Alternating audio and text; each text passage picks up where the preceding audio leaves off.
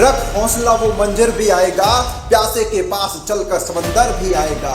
रख हौसला वो मंजर भी आएगा, प्यासे के पास चलकर समंदर भी आएगा। थक कर ना बैठ ए मंजिल के मुसाफिर, थक कर ना बैठ ए मंजिल के मुसाफिर। मंजिल भी मिलेगी और मिलने का मजा भी आएगा, मजा भी आएगा। जी हाँ प्रिय विद्यार्थियों, आज हम बात करने वाले हैं क्लास 11th के हिंदी अनिवार्य के विद्यार्थियों के लिए आपके पाठ्यक्रम में जितने भी कवि और लेखक हैं उनके जन्म वर्ष के बारे में आज हम यहाँ पर बात करने वाले हैं। तो अंत तक जुड़े रहिए हमारे साथ। हम बात करने वाले हैं यहाँ पर सबसे पहले गद्य भाग की। गद्य भाग में आपके कौन कौन से कवि हैं, उन कवियों का जन्म वर्ष कब है और आपके पाठ्यक्रम में उनके द्वारा कौन सी रचना है लिखित, तो उसके बारे में आज की क्लास में हम यहां पर बात करने वाले हैं। तो देखो, सबसे पहले नाम आता है मुंशी प्रेमचंद का। उपन्यास सम्राट मुंशी प्रेमचंद जी का जन्म 1880 में होता है। तो याद रखना है 80 में मुंशी, 80 में मुंशी, ऐसे आप इनको अच्छे से याद रख सकते हैं। और इनके द्वारा रचित अपने पाठ्यक्रम में जो रचना है वो है नमक का दारोगा। क्या है? नमक का दारोगा। दूसरा नाम आता है यहाँ पर कृष्णा शोभती का और इनका जन्म होता है सन 1925 में। और इनके द्वारा रचित जो रचना है हमारे पाठ्यक्रम में उनका नाम है मियां नसीरुद्दीन। क्या नाम है? मियां नसीरुद्दीन। फिर आगे बात करते हैं हम यहाँ पर। तीसरा नाम आता है हमारे पास सत्यजीत राय। क्या नाम आता है?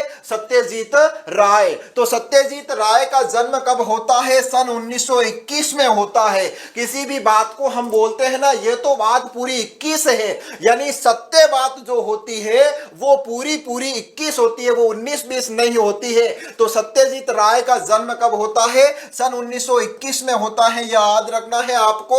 और इनके द्वारा रचित जो रचना है हमारे पाठ्यक्रम में उसका नाम है अप्पू के साथ 2.5 साल। क्या है नाम?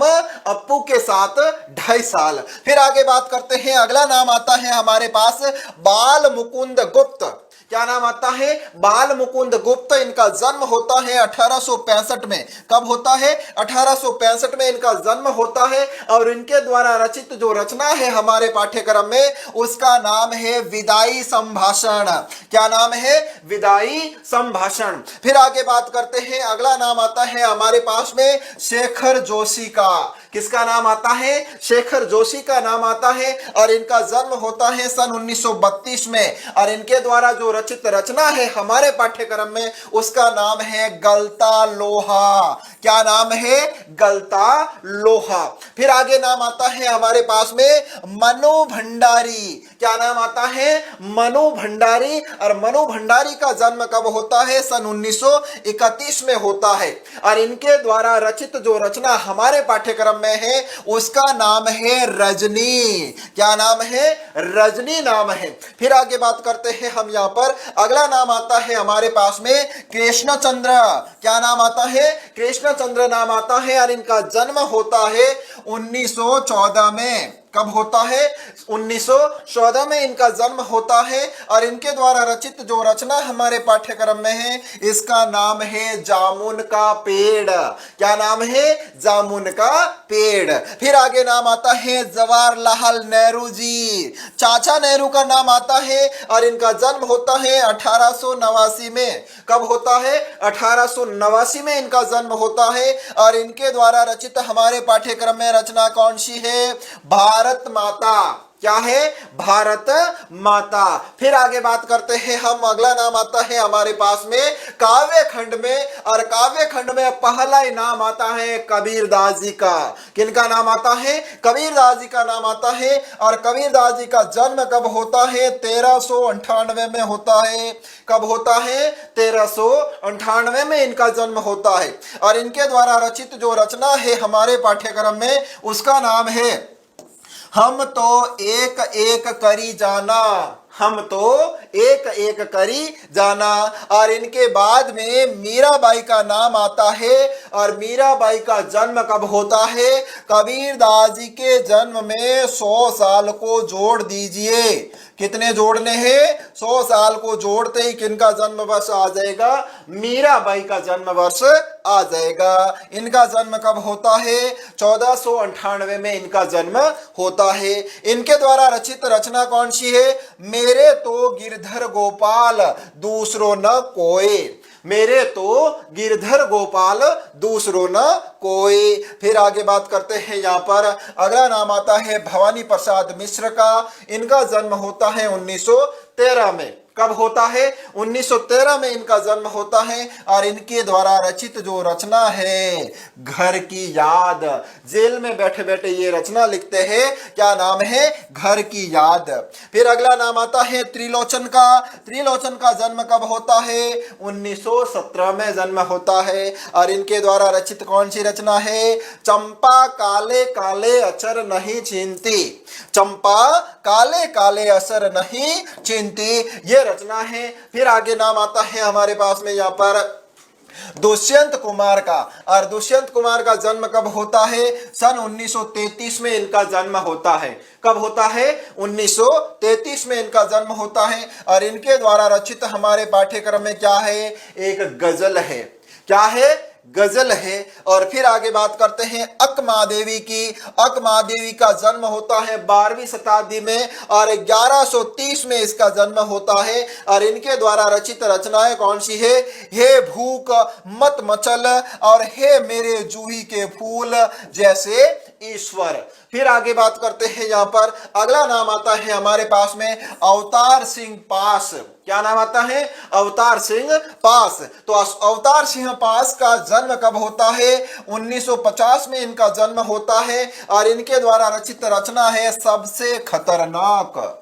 क्या है? सबसे खतरनाक नामक रचना है। और अगला नाम आता है निर्मला पुतुल का। किसका नाम आता है? निर्मला पुतुल का। इनका जन्म होता है सन 1972 में और इनके द्वारा रचित रचना कौन सी है? तो वो है आओ मिलकर बचाएं। आओ मिलकर बचाएं। फिर आगे बात करते हैं यहाँ पर। तो यहाँ पर हमारे वितान भाग फर्स्ट में से कौन से कवि पहले आते हैं? कुमार गंधर्व। और कुमार गंधर्व का जन्म कब होता है? 1924 में होता है और इनके द्वारा रचित कौन सी रचना है? भारतीय गायिकाओं में बेजोड़ लता मंगेशकर। भारतीय गायिकाओं में बेजोड़ लता मंगेशकर नाम आता है। फिर नाम आता है 1948 में अनुपम मिश्र और इनके द्वारा रचित रचना कौन सी है? राजस्थान की रजत बूंदे।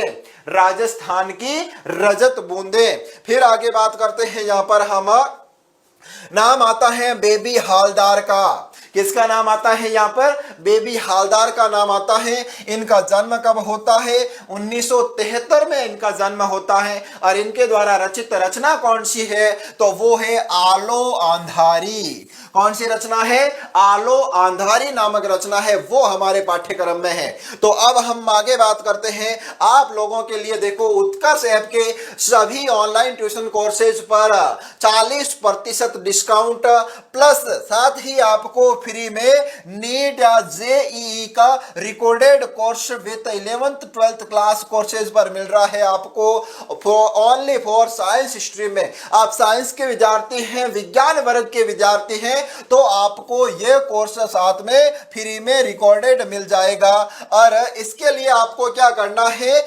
यूज करना है कूपन कोड NEW40। क्या लिखोगे? NEW40 ये लिखोगे तो यह आपको कोर्स है जो 40% तक डिस्काउंट में मिलेगा। और ये जो new offer, new session offer है, ये ऑफर एक्सटेंडेड टिल 1 मई, 1 मई तक आपके लिए यह डेट बढ़ा दी गई है इस 40% डिस्काउंट की। और इसमें आपको कौन कौन से कोर्स मिलने वाले हैं? तो देखिए, यदि आप RBSE के, CBSE के, यूपी, MP, बिहार बोर्ड, किसी भी बोर्ड के विद्यार्थी हैं तो सभी बोर्ड के विद्यार्थियों के लिए कोर्स अवेलेबल रहेगा। और बात करते हैं आगे, यदि आप प्रगति बैच 2026 लेना चाहते हैं, इसमें आप आर्ट्स स्ट्रीम के हैं, कला वर्ग के विद्यार्थी हैं, तो आपके लिए ये हिंदी और इंग्लिश मीडियम दोनों में for class 11th 12th class में स्टैंडर्ड कोर्स है।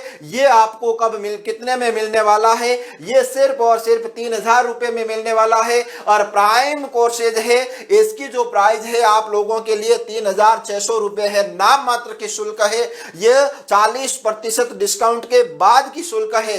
और इसके लिए डिस्काउंट को प्राप्त करने के लिए आपको क्या करना पड़ेगा, डिस्काउंट के लिए कूपन कोड अप्लाई करें। क्या, यूज कूपन कोड NEW40 ये अप्लाई करोगे तो यह जो प्राइस है आपके सामने नजर आएगी।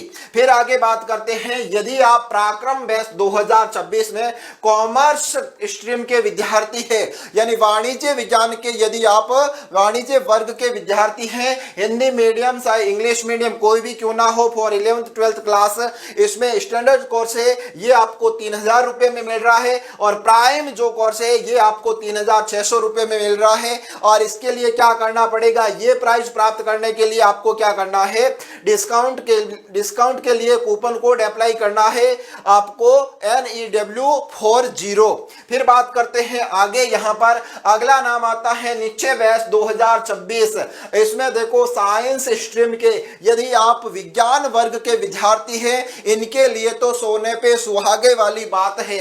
इसमें देखो हिंदी या इंग्लिश मीडियम कोई भी हो आपका, फॉर क्लास 11th 12th, इसमें देखो आपको फ्री में NEET नीट और JEE recorded course with 11th 12th class courses में आपको यह फ्री में साथ में रिकॉर्डेड मिलने वाला है। और इसमें जो स्टैंडर्ड कोर्स आप लेते हैं, इसमें यह कोर्स आपको कितने में मिलेगा, सिर्फ और सिर्फ 3000 रुपए में मिलेगा। और प्राइम बैच आप लेना चाहते हैं, कोर्स लेना चाहते हैं, तो यह आपको 3600 रुपए में मिलेगा। और डिस्काउंट के लिए आपको कूपन कोड अप्लाई करना है। क्या करोगे, NEW40 ये कूपन कोड अप्लाई करोगे तो आपको यह वाली शुल्क है ये जमा करानी पड़ेगी 40% डिस्काउंट के बाद वाली। तो प्रिय विद्यार्थियों, आज के लिए बस इतना ही। धन्यवाद।